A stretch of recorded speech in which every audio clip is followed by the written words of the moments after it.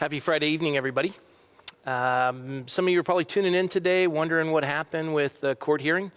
And, well, it was an interesting day, to say the least.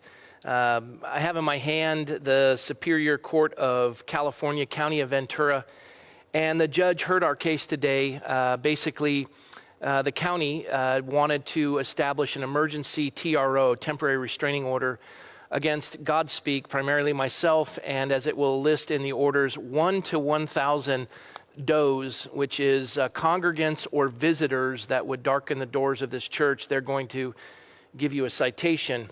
And they were asking for this, according to Dr. Robert Levin, MD, who is the health officer of Ventura County. And this was instigated in a 3-2 vote by our county supervisors. The folks that voted in favor of us were Kelly Long and Bob Huber. But the one who instigated it was Supervisor Linda Parks, who is our supervisor here in Thousand Oaks. And she was joined by Supervisor Steve Bennett and also John Zaragoza. And Supervisor Parks, her desire is she doesn't want to make me a martyr, so she wants to make sure that 1,000 of our congregants will be cited. And I think that that's an interesting way to approach it. And then in addition, they didn't want to have this on their hands or be politically affiliated with it, so they used county money to hire attorneys to then litigate it with the judge, and the judge would give the order, and now the onus falls with the judge that if we violate it, we go to the court, and we are no longer in the hands of the supervisors. And so that's their way of politically expediting their responsibility. It's an interesting way, and it's a game. Now, interestingly enough, both the news agencies, Ventura County Star and the Acorn, called me before the what they would call a closed session meeting, and I participated in those as a city councilman. Our county board of supervisors had a closed session meeting. Interestingly enough, that the Star and the Acorn both knew what the outcome would be because Supervisor Parks had tweeted previously. And Supervisor Parks has been well aware of us meeting, as we've been doing since May 31st, but somehow an emergency restraining order was required. We presented our evidentiary articles to the judge. He had read them all. He said he was very concerned with religious liberty and the First Amendment. And then at the conclusion of our hearing, which I believe our counsel presented an amazing case, and we quite honestly asked, what is the emergency, since the county has known this? And they didn't have a good answer, and what they said was not factually true, but it wasn't tested according to our evidentiary and what we were on record as stating. And we also have that evidence that not only were the Sheriff's Department and the supervisory board aware of us meeting, but still the judge awarded the county this temporary restraining order, emergency temporary restraining order that prohibits us from meeting in the church. If we do, we're fined. Even though we stated to the judge that for us to meet in a park would be impossible, 1,500 people, what park? Secondly, we've had threats here and protesters, so our people would be in danger. And then, in addition, a member of our own staff has a sun allergy, which is an ADA issue, and that was just overlooked. And we had presented the idea that 1/100th of 1% of the population of Ventura County, that's the death rate. Tragic as it is, the little over 80 of our citizens who have died. But the part that we're taking into consideration is that businesses have been shuttered. 65% of our restaurants won't reopen. Family businesses have been destroyed. Our children have been shuttered out of schools. The trauma upon them, and as we've had psychologist Dr. Sean A. Anderson and a number of others come and share the ramifications of these draconian measures. And then in addition, our county supervisors, especially the three I listed, which is Linda Parks and John Zaragoza and Steve Bennett, releasing convicts into our streets, and now they're coming to arrest Christians who want to worship God. What's happened in America? We haven't had one case of COVID-19 in our church. We've been open since May 31st. We presented all the issues. We've looked at the data. We've had 130 hours of live stream with over 7 doctors testifying. We've done our homework, and yet we're silenced. And that brings us to the place where we are now.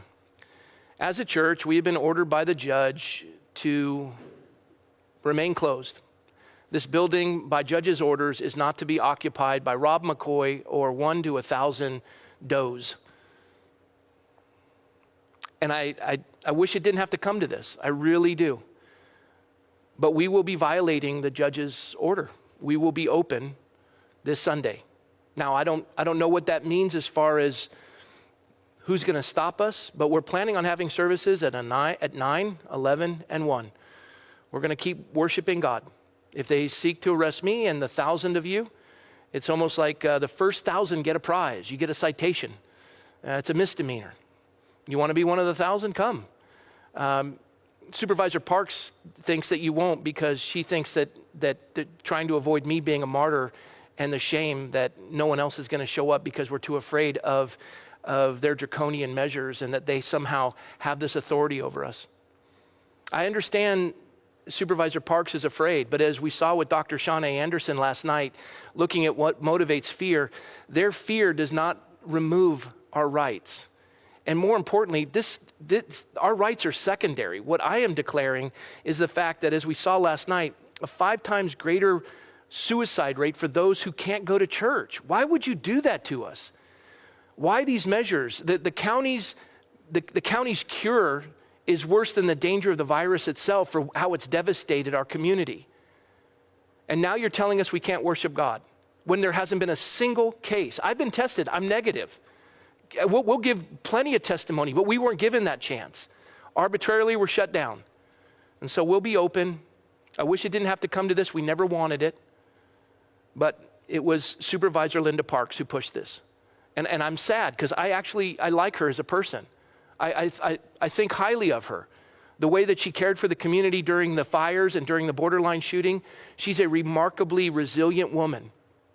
But I don't understand why she would do this and target us. And so we're going to do what we're going to do. And I wanted to share that with you. So come to church. And if you're one of the first 1,000, you win a prize. You will get a citation. It will be a misdemeanor. It'll go on your record. Be mindful of that. And if we continue doing that, there's likely jail. I don't want it to go to that. I really kind of enjoy being a part of the community. I didn't know that this community releases criminals and then arrests pastors and congregants. When's it going to stop? And how far are they allowed to go? Because as of today, it's over. It stops right here. Do what you're going to do. And Judge, I want to respect you, but you do not understand that this is what means the world to us. And you said you believed in religious liberty, and yet you came out and said on a scale of 1 to 10, this is a 10. And there's no evidentiary issue with our congregation creating any danger to this community. And you cited. You didn't even let us speak, offered to. And why the emergency? Why couldn't we have at least gone to Tuesday to talk about it? And now you're going to silence us till August 31st. We want to worship, and we're going to worship. And with all due respect, understanding that you worked hard to be that judge, and we're grateful for what you do, in this case, we're going to worship the Lord. Our community desperately needs this. It's critical to us. We are essential. And you say, why can't we meet outside? I covered that. Death threats, we have ADA issues with folks that are allergic. We laid that out. We gave that case. And where are we going to put 1,500 people? So, keep us in prayer. Come out and join us. I know that there's going to be a lot of people coming out. We've been getting calls from all over the country. My phone has never been this busy, ever, even including the time with the borderline, the tragedy of the borderline, and what we faced with the fires as a council member. I've never seen my phone this busy. And these are folks that are really tired of the overreach of government. And so please come out and support us. That's going to conclude this urgent update. Please get this into hands of everybody. We've actually been contacted by the White House. This is going national. I mean, we're getting calls from all over the place how serious this is. And I never wanted the county to be in the spotlight or to be the epicenter of all this. We just wanted to go to church.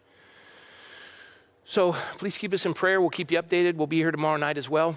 And Sunday, 9, 11, and 1. Tonight on our live stream, we've got Neil Mammon. He's an author, amazing historian, great guy. And he's actually a member of a church up in Northern California, San Jose, that's facing the same consequences we are. And he's going to be on our live stream tonight. So we're going to end here, and we'll pick up with the live stream with Neil Mammon. So turn this one off and get ready as we prepare the live stream for tonight with our special guest, Neil Mammon. God bless you all. Thanks for your prayers. Don't be discouraged. We may have lost a battle, but he always wins. And that's just all there is to it. Good night, everybody.